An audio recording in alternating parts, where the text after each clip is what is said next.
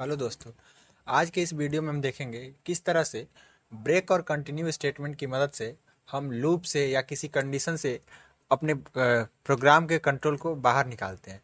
सबसे पहले हम ये देखेंगे कि हमें ब्रेक स्टेटमेंट की ज़रूरत ही क्यों पड़ी। सबसे पहले इसमें हमने ब्रेक स्टेटमेंट लिखा है, तो हम देखेंगे कि हमारे प्रोग्राम के अंदर हमें ब्रेक स्टेटमेंट की ज़रूरत क्यों पड़ी।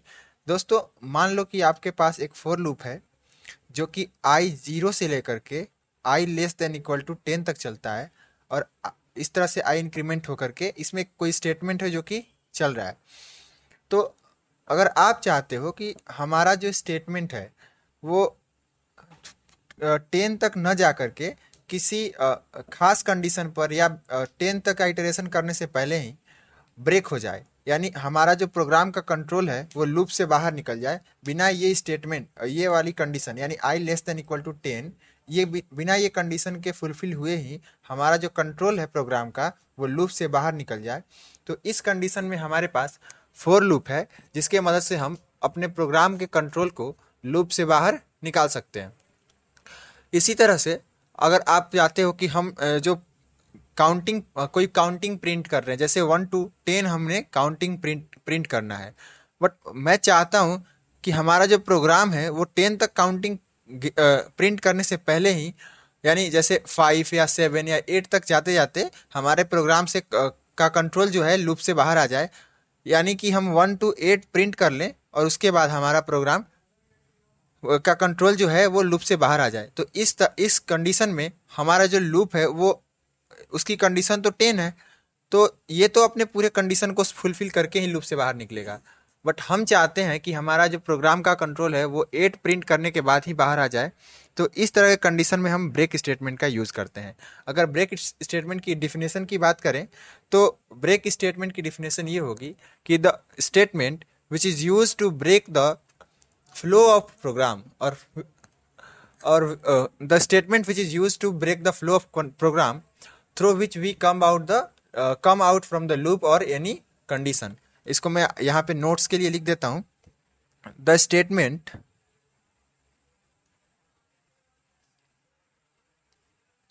which we use to break the flow of program so that we can come out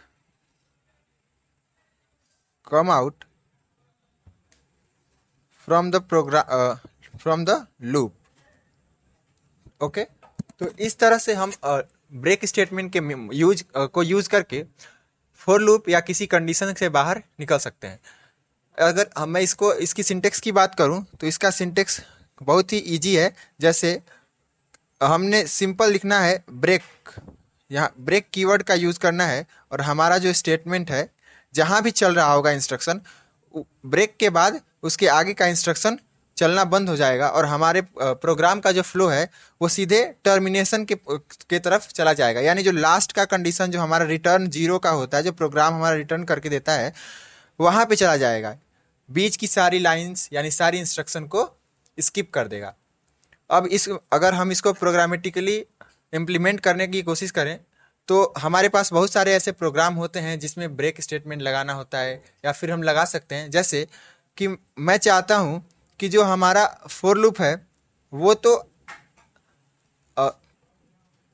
I to less than 10 तक चले, यानी 0 से 10 तक चले, लेकिन इसके बीच में अगर मैं ब्रेक लगा दूं, जैसे ही मैं यहाँ पर एक मान लो मैंने इफ कंडीशन लगा दिया कि इफ आई इक्वल 8, जैसे ही आई इक्वल 8 हो जाए हमारा प्रोग्राम जो है टर्मिनेट हो जाए, तो अगर मैं इसके अंदर एक प्रिंट स्टेटमेंट लिखा हुआ लिख के रखूंगा, जैसे प्रिंट एफ आई लिख दूं, तो जब सबसे पहले जो हमारे प्रोग्राम का कंट्रोल है वो इस लूप के कंडीशन को चेक करेगा।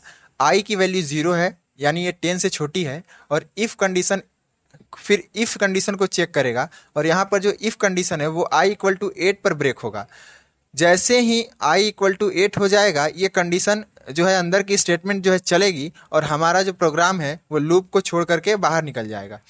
अदरवाइज ये इफ कंडीशन नहीं चलेगी। जब तक कि आई की वैल्यू 8 ना हो जाए तब तक ये इफ की स्टेटमेंट यानी ब्रेक स्टेटमेंट नहीं चलेगी और ये प्रिंटफ स्टेटमेंट हमारे आई की वैल्यू को प्रिंट करता रहेगा। इसी तरह से मेरे पास एक प्रोग्राम है जिसकी मदद से हम लोग इसको और भी अच्छे से समझ सकते हैं। वो प्रोग्राम हमारे पास है जैसे कि अगर आपको मान लो कि प्राइम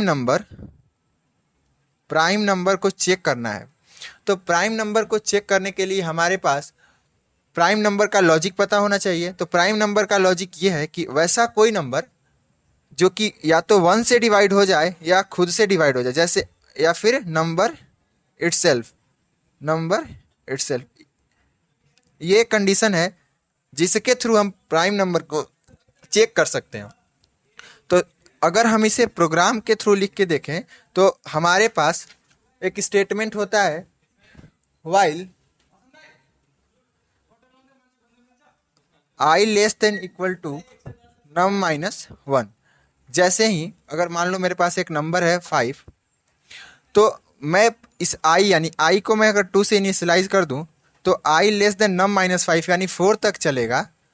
और ये 4 के अंदर की स्टेटमेंट यानी कि अगर इसके अंदर हमें प्राइम नंबर चेक करना, तो इफ num इक्वल और num percent divided by i equal 0 हो जाता है। num परसेंट यानी जो नंबर है, जैसे ये 5 अगर हमारे पास है और ये डिवाइडेड बाई 2 करने पे अगर इक्वल 0 यानी कि रिमाइंडर अगर 0 देता है, तो हमारा जो प्रोग्राम है ये हमें ये बता कर देगा कि जो नंबर था वो प्राइम नंबर नहीं था, क्योंकि कोई भी नंबर या तो 1 से डिवाइड हो या खुद से डिवाइड हो तो ही प्राइम नंबर हो सकता है। बट ये नंबर तो 2 से भी डिवाइड हो रहा है।